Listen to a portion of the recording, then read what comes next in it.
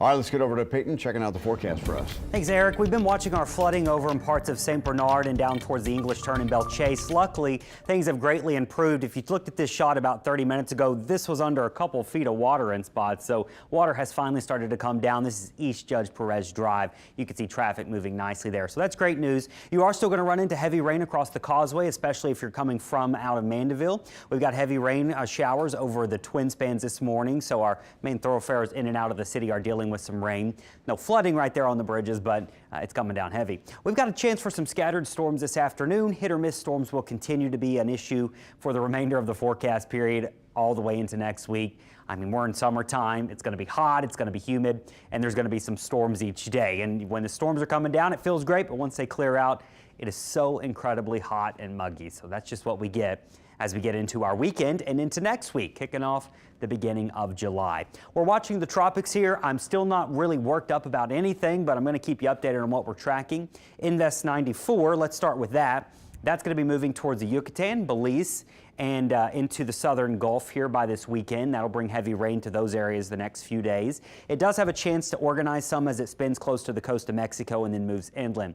Very similar path to what Alberto took a couple of weeks ago.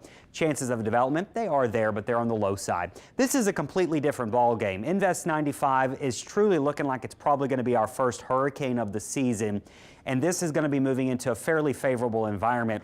Very, very unusual for late June to be tracking a system developing this far out in the Atlantic. It's moving west. It will be moving into a low wind shear environment.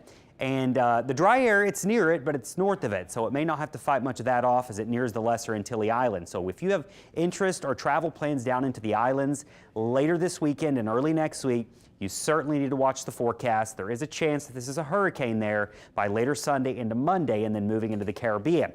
We do expect this to continue to move through the Caribbean next week, but we've still got many, many days to watch to see what it does. So in the near term, it's going to be strengthening more than likely. Once it's in the Caribbean, it may pass just south of our islands, the Dominican Republic and Puerto Rico.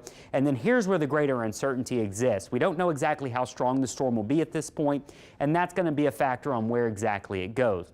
One thing we're going to be watching very closely too is the strength of our heat ridge over us. If that ridge stays strong enough, it could send this mainly to the west. If that ridge weakens at all, then that storm can try to get a little bit of northerly movement to it. So that's the main thing we're going to be watching with this feature into next week. We still have a solid 6 days to see how this evolves.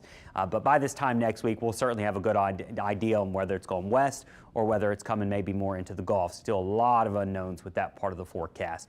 One thing's for sure, our next 7 days, there's no tropical impacts in our 7 days. It's just hot and humid.